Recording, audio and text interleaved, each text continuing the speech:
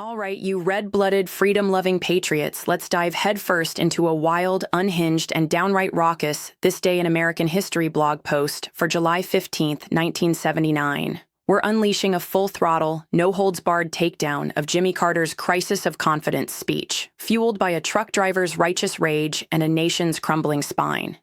This human interest story skips the limp-wristed liberal sob stories, focusing on a conservative rallying cry to keep you hooked. Let's light the fuse, you liberty-worshipping, gun-toting lunatics, and get this story started.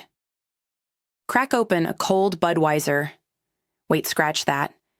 Make it a Coors, you red, white, and blue God-fearing warriors, because July 15th, 1979 turned the White House into a damn circus of cowardice under Jimmy Carter's sweaty, trembling reign. This so-called president, with his sanctimonious grin and a forehead dripping with nervous sweat, like a preacher caught with the choir girl, delivered his infamous crisis of confidence speech, mockingly dubbed the malaise speech by those with a spine, addressing an energy crisis that had America's balls in a vice grip, courtesy of OPEC's oil embargo and Carter's limp response. The spark? A grizzled, red-faced truck driver from the heart of Georgia, a salt-of-the-earth patriot with calloused hands and a voice like thunder, cornered Carter during a pre-speech listening tour that was more photo op than solution. "I'm damn near broke waitin' for fuel, you sorry excuse for a leader," he roared, his voice cracking with righteous fury, spit flying as he waved a fist at the gas lines stretching for miles, prices gouging his livelihood while Carter scribbled notes like a damn schoolboy. That raw, pissed-off patriot's plea lit a fire under Carter's ass, forcing a 32-minute address where he whined about America's spiritual crisis, his voice quivering like a yellow-bellied coward as he blamed the people for losing their guts, delivering a gut punch to a nation already clutching empty tanks and frayed tempers. The backstory was a sweaty, stinking mess of liberal failure and patriotic frustration. Carter, that Georgia hick turned White House wimp, holed up at Camp David for 10 agonizing days, soaking up rants from every corner. Truckers like our hero, housewives clutching ration coupons, you name it, each tail a dagger to his already shaky presidential pride. That Georgia driver's tirade, laced with colorful curses about oil-slicked liberals, greedy Arab sheiks, and Carter's do-nothing policies, hit hardest, painting a picture of a country grinding to a halt under a leader too soft to fight back. Carter's speech, broadcast live to a nation fed up with his weak-kneed leadership, was less a policy pitch and more a confessional cry for help, his southern drawl dipping into despair as he warned of a moral and spiritual crisis amid long lines, blackouts, and a government too busy kissing foreign asses to drill our own damn oil. Aides whispered of his sleepless nights, his tie loosened like a surrender flag, the weight of a nation's bitching pressing down on his scrawny shoulders as he paced, muttering prayers to a God who'd clearly abandoned him. The public? Split down the middle. True conservatives cheered the trucker's guts, while Carter's leftist lapdogs called it weak, with one D.C. cabbie snarling, "He's just whining with the commies." The speech cratered his approval ratings faster than a Democrat's tax hike, but it cemented a human moment where a real American's rage exposed Carter as a spineless sellout, a president laid bare by a trucker's testosterone-fueled tantrum. This wasn't just a speech, it was a cultural cock-up that lit a fire under the late 70s. The energy crisis, with its gas rationing, mile-long lines, and heated debates over drilling versus hugging trees, found its voice in Carter's pathetic admission, while that truck driver's rant became a conservative battle cry, his gravelly growl echoing in every honking horn from Dallas to Detroit.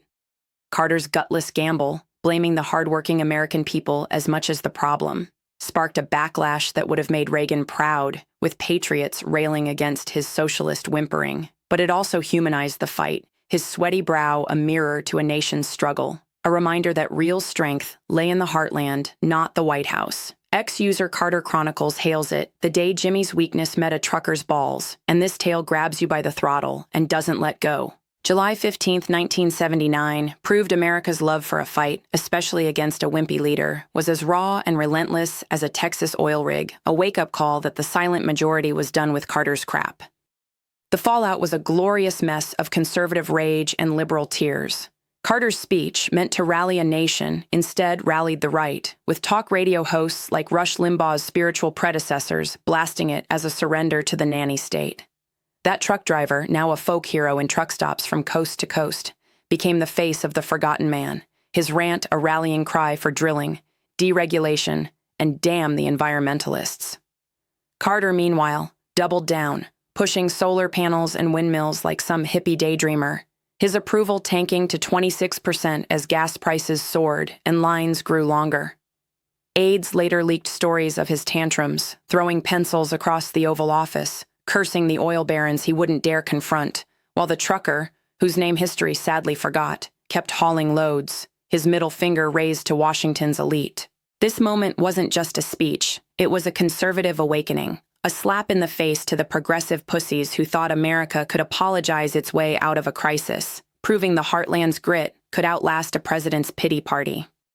The cultural impact was a seismic shift that still rumbles today.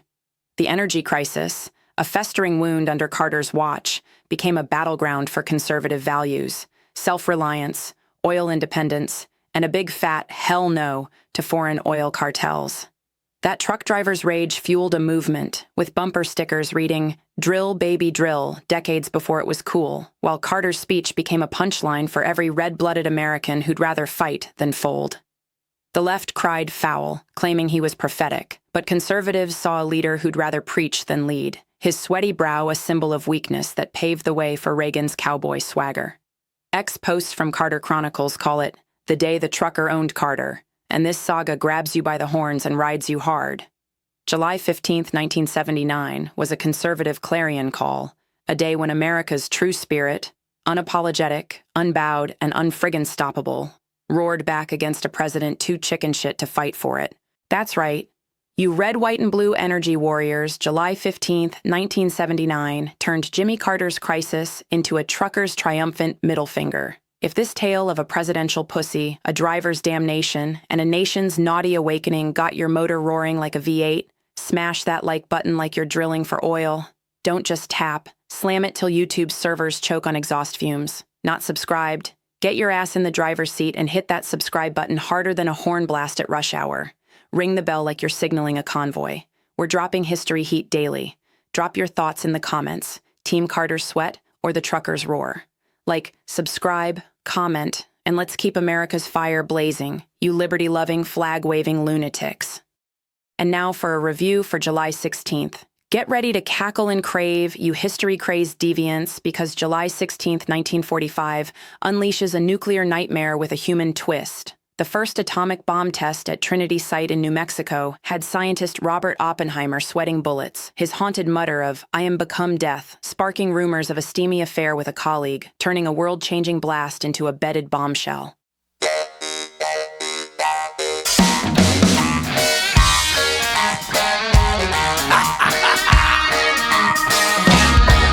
Hey baby, what you do?